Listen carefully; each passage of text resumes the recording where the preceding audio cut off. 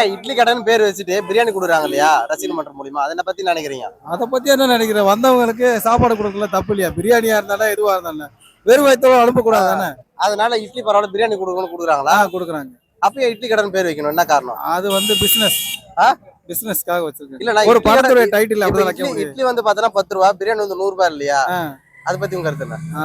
அது வந்து மக்கள் சந்தோஷமா இருக்கணுக்காக பிரியாணி கொடுத்துருக்காரு. அப்படியா? நம்ம உணவகத்தை வந்து நம்ம உணவை வந்து கீழ்த்தரமா பத்துறாங்களாண்ணே? புரியல. நம்ம இட்லியை வந்து இதுவா பண்றாங்களா? இட்லியை கீழா பண்றாங்க எனக்கு புரியல. உங்க கேள்வியே புரியும். அப்படியெல்லாம் ஒண்ணு நீங்க அப்படி நினைக்கிறீங்களா? நீங்க சாப்பிடுவீங்களா? நீங்க இட்லி சாப்பிடுவீங்க சாப்பிட மாட்டீங்களா? அப்படி நினைக்கிறீங்க? இட்லி கடை பார்த்த வரைக்கும் எப்படி இருக்குது? இட்லி கடை நல்லா இருக்கு. நல்லா இருக்கா? சாப்பிட்டு பாத்தீங்களா? சாப்பிட்டாச்சு. சட்னி சாம்பார் நல்லா ருசியா இருக்குது. எல்லாம் கலவையா கலந்த மாதிரி இருக்கு. கேசரி பொங்கல் எல்லாம் வச்சு கொடுத்துருக்காங்க. நல்லா இருக்கு. ஓகே, மொத்தத்துல அந்த படத்துக்கு எத்தனை மார்க் கொடுப்பீங்க? கொடுக்கலாம், படம் வரட்டும் அப்புறம் கொடுக்க மார்க். அப்படியா? தண்ணி எல்லாம் கொடுத்தாங்களா? கொடுத்தாங்க. எத்தனை லிட்டர் தண்ணி கொடுத்தாங்க? ஒரு 2 லிட்டர் கொடுத்தாங்க. ஓகே, உண்மையிலேயே ரொம்ப ஆடியோ லான்ச் ரொம்ப சூப்பராகவே இருந்தது.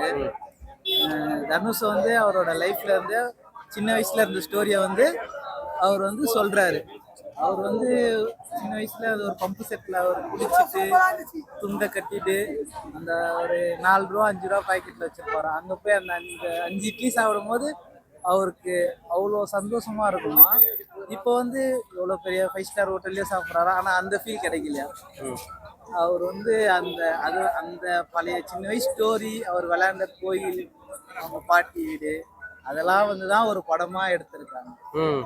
அதுதான் தனுஷோடைய கெட்டப்லாம் எப்படி இருக்கு?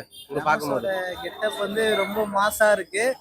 எப்பவுமே வந்து எங்கால வந்து 10th ஃபெயிலு அந்த அளவுக்கு படிப்பு டிகிரி முக்கியம் சொல்லுவாரு. இந்த வாட்டி ரொம்ப டாருமாரா இங்கிலீஷ் பேசணும். செமையா இன்னும் போல் வாக்கியம் தான். ஃபேமிலியை பார்த்துக்கோங்க.